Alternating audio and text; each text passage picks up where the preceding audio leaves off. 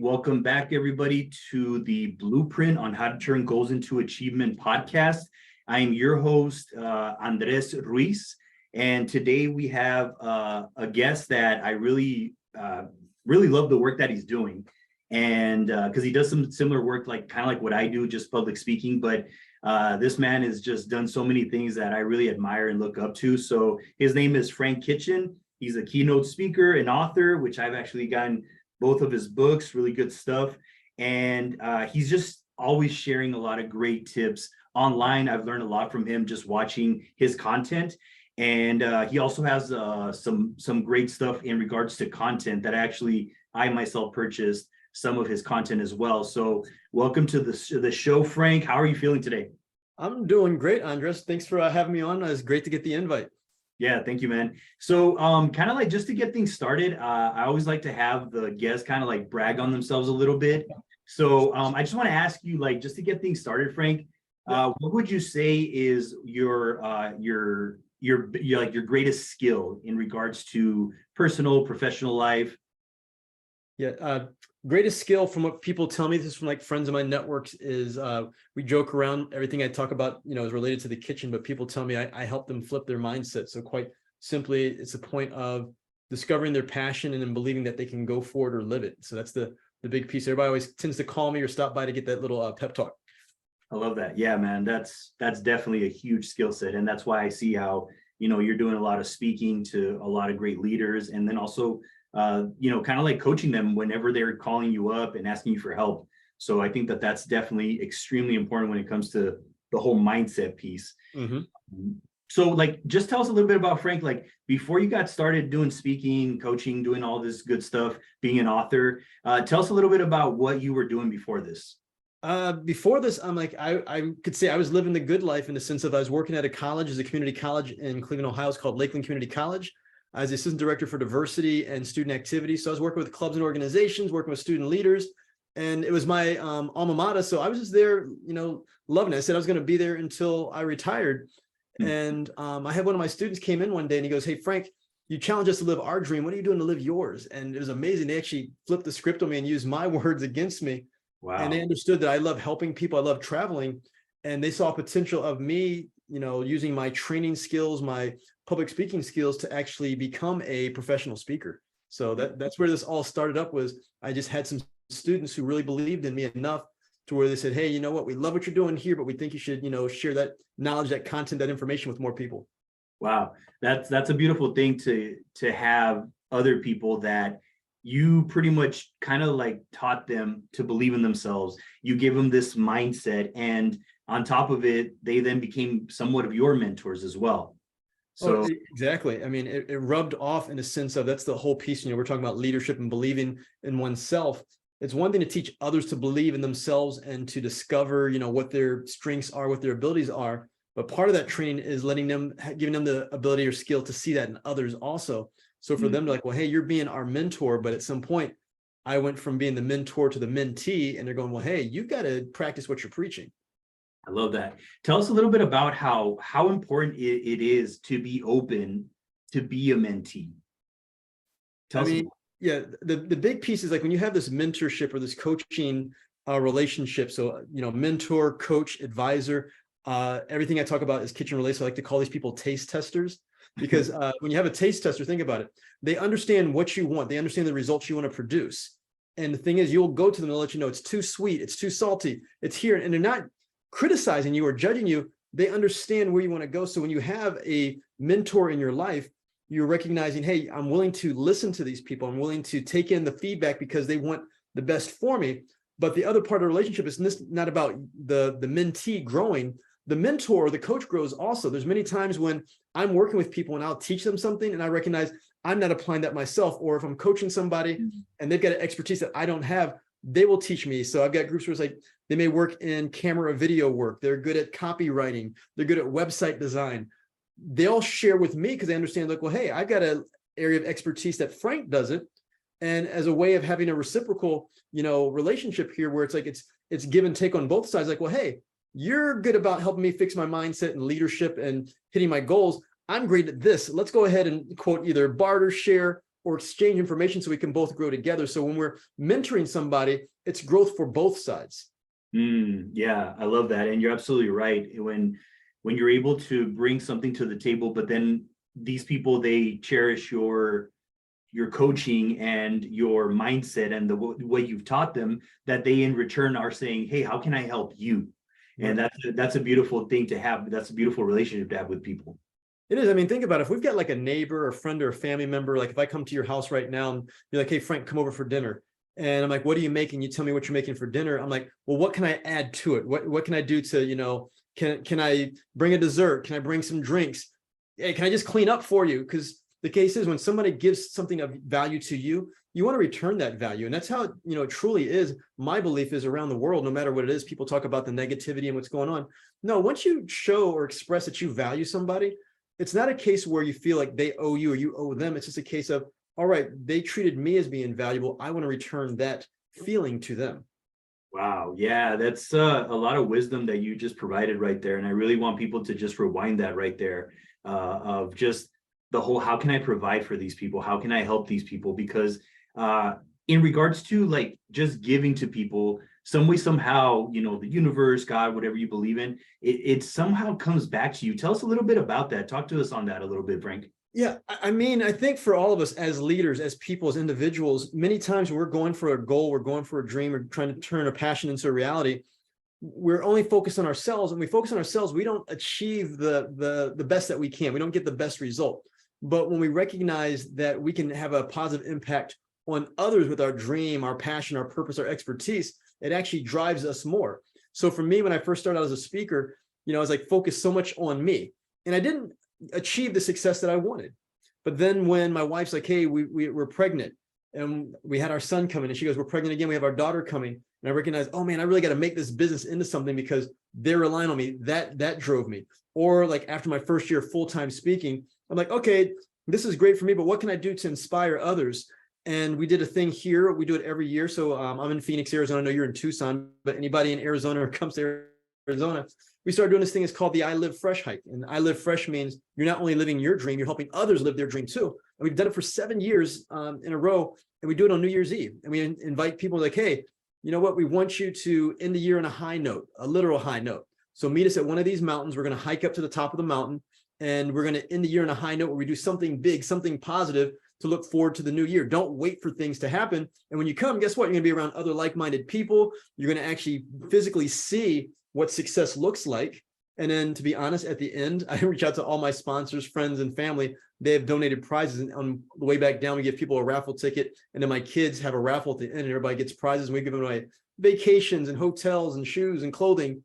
And people love it. And each year it keeps growing. So, I mean, that's how I feel about the process is when we're just doing it just for ourselves, we can achieve mild success. When we're going for something and we also recognize how whatever we're going for can impact others, it's one thing to let yourself down. It's something different to let others down. So it drives you even more. I love that, man. That's some good information and just powerful. Just sharing from your personal experience, I think a lot of people can learn so much from you. And we've only been talking for like 7 minutes, man, and it's just been fire. And I love what you said about being around like-minded people and bringing a community together. Tell us about how important that piece is in regards to following your goals and dreams. Yeah. I mean, quite simply, as I said, everything I speak on tends to be kitchen inspired. That's my through line to let people understand, because everybody understands what cooking is. And the big piece is, I'm like, if you want to be a chef, you have to hang out with other chefs. You don't want to hang out with people who say, I can't cook. I'm not saying there's anything wrong with being with those people, but essentially those people become consumers. The idea is you want to hang out with other chefs because chefs are producers. They're thinking about not only how to cook for themselves, but how to cook for others.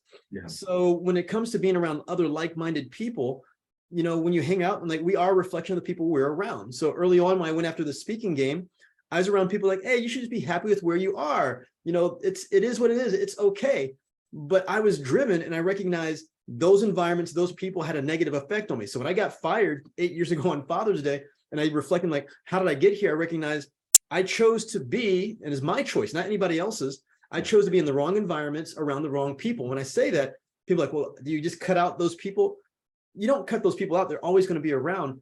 But I was investing more of my time And those people, then investing my time into people like yourself who are going, okay, what's next? What are you cooking up next? What's the next great masterpiece? Here's what I'm working on. Hey, you could do it too. And that becomes very infectious to where you're going, oh, what am I going to do? Because I want to share too what I'm working on. And it's just this contagious, energy that, builds up around. So what we have to do is whatever we're going for in life, whatever the big dream is, you have to ask yourself, are you surrounding yourself with those people? So for me as a professional speaker, I have to figure out, are the majority of the people I'm spending time with, are they business owners and professional speakers, or are they a 9-to-5 group? Nothing wrong with 9-to-5, but 9-to-5 doesn't see my life the way I do as an entrepreneur and a business owner. I've got to be around them because they understand the trials that I'm going through, the tribulations, the fact of, okay, you got to make sure you're keeping the kids happy, the wife happy, and still running a thriving business. 9-to-5 won't understand that. So when we say like-minded people, it's a case of, are we investing the majority of our time around like-minded people? Man, wow. Interesting that you mentioned that this right now in particular, because I was just talking to one of my friends who is also a business owner, and he and I have our own business, and we talked about how different it is when you have a conversation with an entrepreneur or a business owner as opposed to somebody with the 9-to-5. Like you said, there's nothing wrong against the 9-to-5, because I was at the 9-to-5 where I was working part-time as in my business and then 9-to-5. But that mentality is just completely different. And the beauty about when you're around entrepreneurs, business owners, you start to get from them their ideas like, hey, why don't you try this? Why don't you? Oh, I never thought about that. And it's because they're ahead of you. And tell us about the importance of just having those people that are just ahead of you, and how you can learn so much from them. Well, I mean, when you say just ahead of you, it's like keeping up. Like, I've got 2 kids. And for example, my son was walking when my daughter was crawling. She pretty much didn't crawl much because she saw what he was doing. She wanted to be where he was. So she picked up walking a lot faster. People are the same way. When you see somebody who's a step or 2 ahead of you, you don't want them to, increase that distance. So you try to increase your pace or try to catch up. So, it's nice to quote, have that pacer in your life because you're like, okay, you know what? I want to be where he is. I want to be where she is. And it's, it's a friendly competition. It's okay to have that drive and push, but if you have people who are at your same level or behind you, you're like, you know what, I don't have to do much because I'm already ahead. So you don't push yourself as much. So I believe you always have to have somebody ahead of you because you're going to try to play catch up or keep up, or you want to get to that level. So it's a good drive where a lot of people say, okay, we can be a little too assertive or too ambitious. I don't think there is too assertive or too ambitious. I think that's what we have to go and do. But we've gotten really comfortable in our society around the world where it's just like, hey, you know what? It is what it is. Let's just be here. Just be fine. Just be happy with where you are. Yeah, you got to be happy, but you can also be happy, but still be driven to get to another area, because the whole thing about life is it's about growing. And I had a friend who said at one time, he goes, if you're in the same place you were 20 years ago, he's like, you're not growing. And if people say, oh my God, you're different than you were 20 years ago, he goes, that's a good thing, because it means that you've grown. It's not saying your personality has changed or who you are at your core has changed, but it's just going, oh, you know what? It's nice to see that, okay, you're working this job, but you've made your way up to a supervisor level. Hey, you know what? You're a parent, but now you're able to spend more time with your kid, or maybe you're coaching their team now versus just being in the stands. Hey, you know what? You talked about traveling to that location. You talked about it all the time, but now you've actually traveled there. It's a case of we're not talking about it. We're not thinking about it. We're taking the action to do. And that's what happens when you're around people who are ahead of you.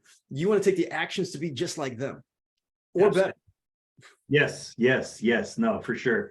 And I know that you're a big believer in goals, and I see in your books. What I love about your books, man, is that they're kind of like a workbook, I believe. Yeah. They really make you think, which is something that not too many people do. And just tell us about for people out there that have been thinking about starting their business, tell us about the importance about just thinking and thinking about your goals and your dreams. Well, the first one I have to say is thank you for liking the books. And I have to do a shout out to my wife, Kelly, because she's a teacher and she's the one who goes, hey, I really enjoy it when you write the books in a workbook style. And even when I spoke, people go, hey, you know what? We enjoy it when you speak less and give us a chance to speak. So when the books are written, like you said, there's a lot of time in both my books where you have time to reflect, because nobody wants to be told anything, but we do love it when people share. So the books are written about sharing what I've gone through, and then you can go ahead and learn from it yourself and go and apply. And that's the big piece is we try to push people too much or try to tell people too much, and that turns people off. So the books are written in that sense. And then as far as goals, I told people goals are essentially equated to like being hungry. When you and I are hungry for something, if you and I go out right now, I told people it's like, you got to be unapologetic with it. I mean, if you and I go to a restaurant in Tucson right now, you probably get something completely different than what I get on the menu. And the thing is, you don't feel bad about it because that's your dream. That's your goal. If I see that you're confident in it and you're unapologetic with what you're getting, then guess what? More than likely, that interview for me is like, well, hey, I want to help him too. And I'm going to probably say, hey, guess what? Andres, I found it before you. I mean, it's funny when we share our goals and dreams, there's people who want to help us more sometimes than us. It's hard to, support ourselves, but it's easy to support others. So as we start to share it, so you got to have that goal, something to go for. I mean, my wife talks about it all the time. We see people where they have no goal in their life and it just seems like they've hit a plateau.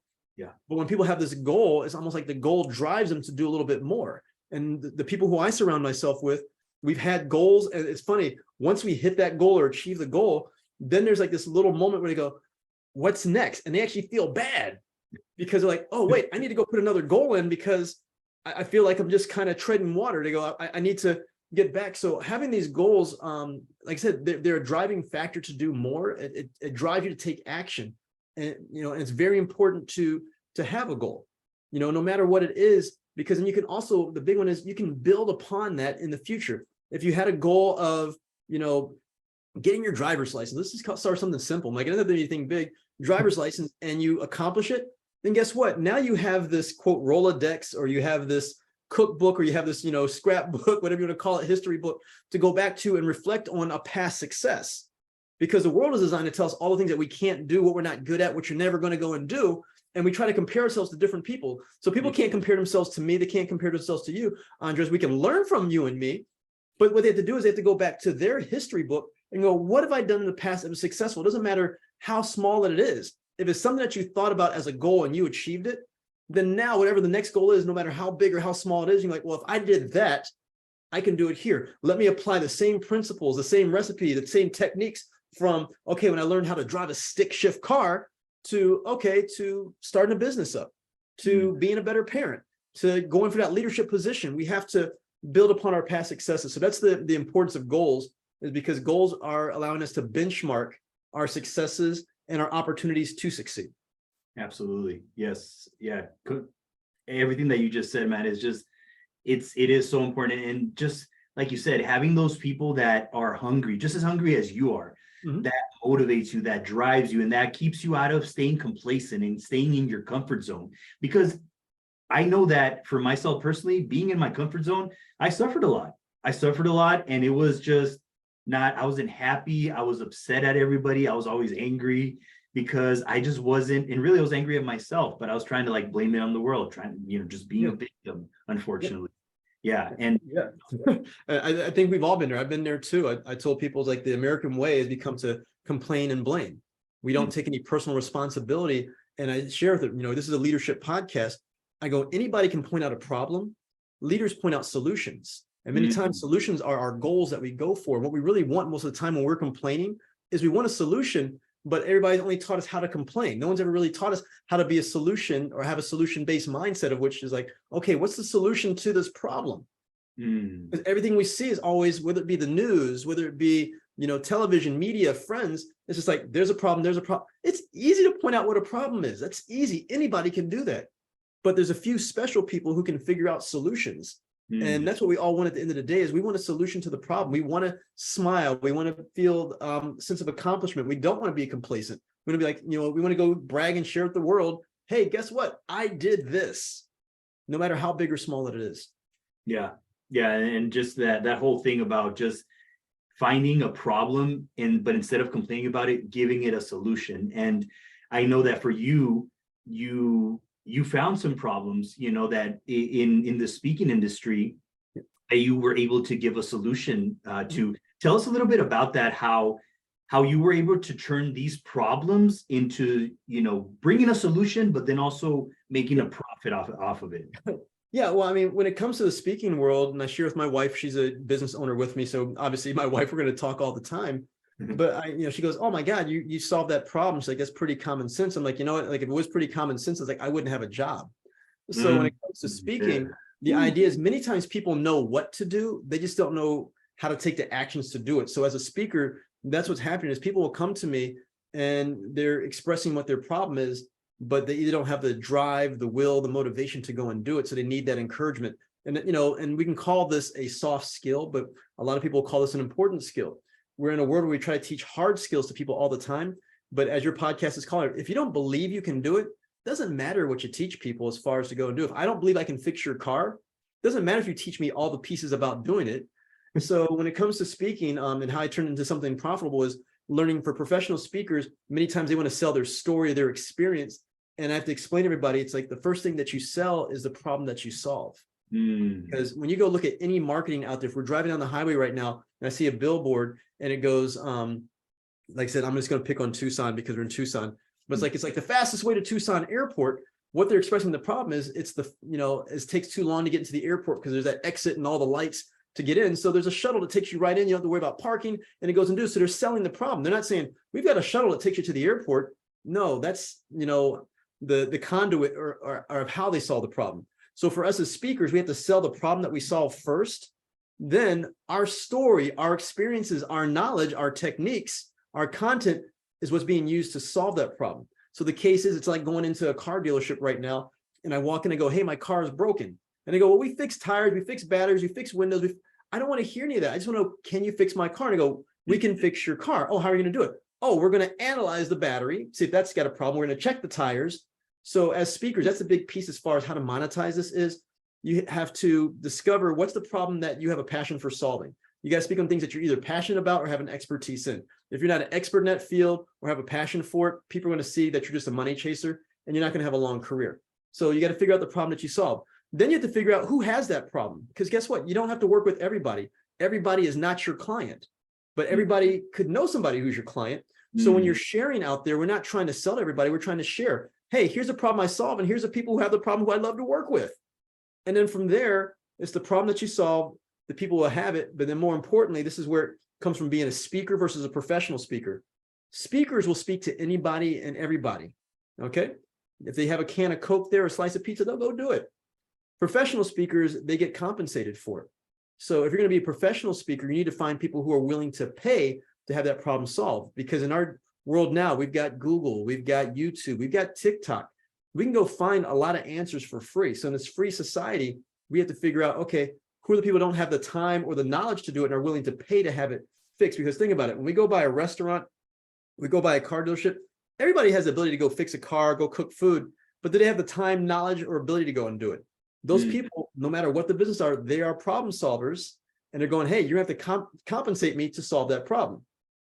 And they become a professional. So I am a professional speaker, and there's a lot of people who are public speakers where they're still sharing different knowledge and expertise with everybody, but they're just not getting compensated for it. But ultimately, it comes down to what's the problem you solve, who has that problem, and then after that piece there is who's willing to compensate you. And in the case of me, as you said, find the problems. What I do is I'm constantly sharing through social media, internet, any way possible, podcasts, sharing my knowledge, which drives people like, okay, if he gave that away for free, what do I get if I actually compensate him? So we have to be in a sharing mode. You'll never see me trying to sell people. You'll just hear me always trying to share with people. And the more we share, that's actually an old school sales technique. But now everybody's just almost like, you got to spend this money now. You got to buy now. You got to do this. And here's you have to pay me. And that turns people off. Yeah. So let's get into sharing mode. Absolutely. And I think that people are now starting to catch on more and more that it's more about, like, what is this person giving to me? But then also, like, what kind of community or what kind of services are this person giving to me? Because I feel like we're going towards more like a community-based, people are looking for community more than ever. More than ever. I mean, my wife is so much into that. I mean, when you talk about community, she does this thing every year, and it's called the Good Luck Potluck. And anybody who's been a client of ours, has been a friend of ours, has ever supported us, she goes, hey, everybody wants to start the year off with a little good luck. And she goes, everybody, she's like, as far as I know, no matter what country you're from, your family, your religion, your culture, has some type of good luck food.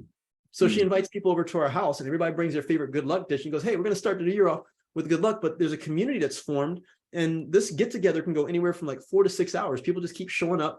They literally will call her in like October, November, and it shows how much people want community. We've seen business deals go down, friendships start up, conversations, recipes exchange. People are like, I didn't know that. Different languages in the room, different cultures. I mean, and it's been amazing. And that's truly what community is about. And we've gotten to this, world where it's like, obviously we have to put up walls, and you got, HOAs, and everybody's got a label and a title, and that ends up breaking us apart. Versus, I tell people, it's like, we're all different no matter what. And it's easy to point out what's different about us, but it's more rewarding to discover what we have in common. So for you, we can find out, it's like, you're in different parts, but we're like, oh, we're both in Arizona. Oh, wait, we're both speakers. Oh, we both like leadership. Oh, we both like having people believe in themselves. So even though, quote, our backgrounds may be different, we start to discover what we have in common. And the thing is, when you do that, we start finding we have things more and more in common. You and I both worked a 9-to-5 job. Why trying to start up our own deal? We've both been entrepreneurs. We've got friends who are not. I mean, it's amazing. You start to find more, but like I said, everything in the world is trying to easily point out to us, like, what's different? What's different? And community is about finding out what we have in common. Absolutely. I love that. And I think that the more that we build community, the more that we can help people with not just, challenges around goals and dreams and their mindset, but also that loneliness piece, like something that I've been noticing a lot, especially with entrepreneurs and business owners, is the loneliness piece, and how sometimes this road of, going for it, being a business owner, doing your own thing, can get a little bit lonely. Can you share a little bit about that? How sometimes, maybe you've dealt with loneliness, how you overcame that? Yeah, I mean, I heard a pastor at a church we went to years ago, and he made a comment saying the self-help section in book sections or on the internet is one of the worst things, because it's saying, okay, no matter what the problem is, you can solve it by yourself, which is not true. No matter what we do out there, businesses, problems, we have to, like you said, have community or have people there to support and help us. So when we try to do it by ourselves, we're already slowing ourselves down and making it more difficult. So that's the first piece there. But as you said, it does get lonely. So what happens is we have to reach out and see, okay, where can I find community? People with likenesses like me, trying to start a business, maybe people who are business owners who have got kids, or maybe business owners in the same location as me, leaders who are going through what I'm going through, where I can express my successes and my failures and see if they can provide me feedback. So for me, I travel a lot as a speaker. And the deal is like, okay, am I just going to go lock myself up in the hotel room and just watch TV, of watch 500 channels of nothing? Or am I going to choose to go find or build community and grow?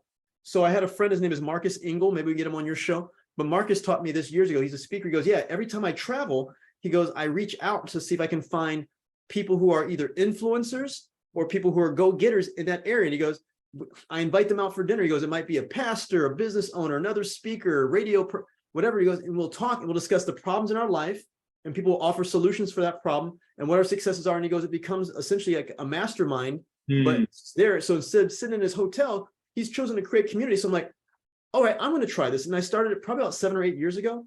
I've seen so much growth. Every time I go into a town, whether it be somebody like you and I are going to connect in Tucson in a few weeks, whether it be someone that I've met through online and they live in that spot, I'll reach out, or if there's another speaker or somebody. But every time I travel now, I will find at least one person in that town or area, because there's always somebody, and we'll meet up. So, I mean, even a few weeks ago, I was in Iowa, and a friend where I've not seen her in 20 plus years met up and gave me a walking tour of the town. And then we went out to dinner. I mean, it was something there just to go, like, okay, here's somebody I knew way back, in high school and worked with. And now she and her husband are, here in Iowa, and just happened to find it, one click away on social media, and got a chance just to kind of just learn and see, what they're up to and what's going on. So, I mean, that's the best way about loneliness is you have to understand that you are lonely, but don't just try to take care of yourself. Reach out and find, some people. It's like, would you like to get together, meet at a coffee shop? I tell people, like, if you can't find a community, then you got to build it. So don't blame people. So you got to find the community or the culture that you want. And if you can't find it, you can go build it. And how hard is it to put a message out saying, hey, I need some like-minded people to come hang out at Starbucks with me every Wednesday at 8 a.m. And you meet there and everybody just starts to talk. I mean, it's not that difficult. We try to make things more difficult with our brain. We try to self-justify why we can't do anything. And I share people with this one, and I love it. People should write this one down. Is I tell people it's always easier to talk ourselves out of something than it is to talk ourselves into something. So I'll say it's easier to talk ourselves out of something than to talk ourselves into something. Yeah. Wow. I love it. Yeah, you're absolutely right, man. And yeah, thanks for sharing that. And that whole piece of you going for it, not just in business, but also in relationships. And that's the beauty about connecting with like-minded people. And like you said, let's go grab a cup of coffee. Let's go have some lunch, and I'm grateful to have, a few friends that are business owners, entrepreneurs that are like-minded as well, that I get to have that conversation. Hey, what's up, man? Hey, kind of not feeling so good right now. Kind of having these thoughts that are not, don't sound right. And it helps. Yeah, I mean, I got my buddy Joe. We talked on the phone today. I got a friend Misty. We talk every Friday, but it's a case of like, I'll call Joe up and I'm seeing Joe online and he's speaking here, speaking there, and I've got nothing on my calendar thing. I'm like, hey man, Joe, it's like, man, I'm just feeling kind of down right now. It's like, I'm like, I'm watching your calendar and he's like, well, what happened to you last month? He's like, last month your calendar was full. He's like, I had nothing.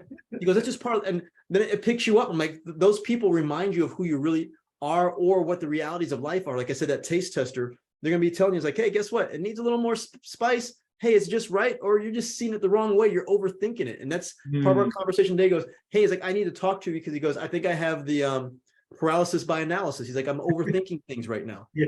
Here he is as a motivational speaker. And that's what people don't see behind the scenes. And I'm going like, yeah, I'm feeling kind of down right now because I'll tell everybody right now, it's like, okay, I just had 3 groups back out of deals. So I'm thought like, oh, this is going to be a great month. And now it's like, oh, and he goes, well, hey, Frank, you've done it before. You've had to deal with this. He's like, pick it up. I'm like, oh, wait, maybe this is God giving me clarity of saying, you know what, those groups that actually turned me down weren't the type of groups that I'm trying to attract right now. I'm trying to go there. So maybe that's a good thing to refocus me on saying, hey, you know what, here's your goal. Those things over there were a distraction. You have your friend or your community remind you, hey, that's where you want to go. And then boom, I'm pumped up, ready to go again. And next thing you know, I get an email. It's like, hey, would you be interested in speaking at this group that I want in April? And then, hey, would you like to be on my podcast? And, and all these good things pop up because once again, that clarity comes from the community and the connection with the people. They remind you of who you truly are, and they remind you of the best that you can be. And many times we need to have those people in our life. But the main point is we have those people in our life, but we have to be willing to listen to those people. Because many times we're just not programmed to listen to those people. Man. We have the parents, the grandparents, they talk about, how good you are. Like, you're supposed to say that. And what happens is we're actually turning away growth. It's great that you have people like that in your life.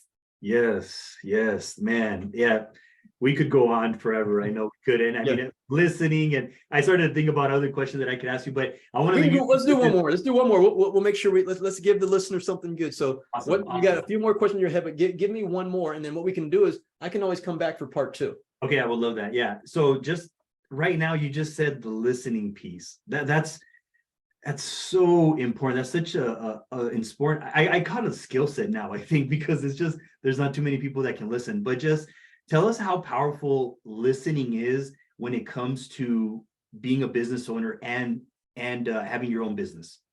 So there's listening and hearing. Okay. So hearing it's a perception or an assumption of what's going on. So I think I heard something, but you don't know exactly what it was. But if you listen, I listened, okay, that's the lawnmower going outside the window. So for us as leaders, what we have to understand is, are we hearing or listening? When we're hearing, we're assuming what's going to happen. We're perceiving what's going to go happen, but we're just trying to figure out right or wrong what it is. When we listen, we're actually making time to understand. Ooh. We're not trying to respond. We're trying to take in, understand before we respond. So hearing is all about just the response. It's very reactive. Listening is about being proactive of, let me listen, taking that information, digest it before I go back out and respond. And many times we hear through a filter of our past. If someone treated us negative and somebody says something similar, we're like, oh, it's got to be negative, but it's not, because we didn't listen, but because it came off that same way. So a lot of us become one-word hearers, not one-word listeners. So I might say something right now. It's like, yeah, it's like I had a poor leader. And you're like, oh yeah, Frank, let me tell you about this. Like, there's poor leaders all over the place. And then I might say, let me finish because you didn't listen. I knew this poor leader. And when I got a chance to know them, I realized they weren't a poor leader. I just wasn't taking the time to understand where they wanted me to go. And I wasn't asking the right questions. And what happened was I didn't I wasn't allowed to finish the statement. I just jumped right in. So that's what we have to be as leaders, is we got to become better listeners. Listeners allow us to understand. And once we have understanding, it's not about being right. It's not about being wrong. It's about finding a place of understanding. And once we understand, then we can better see the solution. That's what leaders are. Leaders are about providing a solution, of how to avoid issues or problems. But if we're only hearing, in which we're hearing from our perspective, our bubble, our experiences, then we're not truly going to be able to take action, because many times we have to expand our bubble and get better understanding. That's what leaders are. Leaders have an expertise in far as understanding different groups, different people, different places, and they're not, the way they respond. Some people might say, oh, it's a quick reaction. Well, it could be 1 second, it could be 100 days, depending on how much time it takes to understand. Then they're going to go ahead and give the proper response. So when I say about listening, we got to become better listeners, all of us, instead of just being hearers. Yes, thank you. Thank you for sharing that wisdom, man. That was so good. And I encourage everybody to just really listen to that piece, because not only will that help you in your professional life, but definitely in your personal life, because with families, sometimes that could be the biggest challenge for a lot of people, listening to them. But man, Frank, thank you so much for being on the show, man. I greatly appreciate you for this. This was awesome. For all the people listening out there, like, tell us a little bit about your services, anything that you have coming up, or how they can hire you. Please give us your information. Yeah, so I am a keynote speaker. I tell people I work with organizations who want to create a workplace culture that people hunger for, which quite simply means it's an environment where we stimulate people's mindset, where they can create career growth, productivity, and profits. So as a keynote speaker, I'm going to be opening and closing conferences, conventions, but then after that, I provide resources. So whether it be books or online learning courses, so people can get more, you get information that way. So the best way to find out about everything that I do is just go to frankkitchen.com, and you're going to find blogs, podcasts, videos. You'll have links to social media, and that'll kind of be your outlet to find out where you can go get more information from me. So frankkitchen.com, the name is spelled just like the room in the house, so it shouldn't be that difficult. So frankkitchen.com. And I always tell people, joke around, if they start to Google search me, if you happen to see Michelle Rodriguez from Fast and the Furious, she played a part in a movie where she was Frank Kitchen. So if you see a woman with a beard, that's not me. If you see a nice, tall looking bald guy with a big smile on his face, that's me. Click on that one and you'll get the information that you need. Good stuff, man. Thanks for sharing that. Yeah. All right, guys. Well, thank you for watching, and I appreciate you all. And we will be seeing you on the next episode. Have a good one. Peace. All right.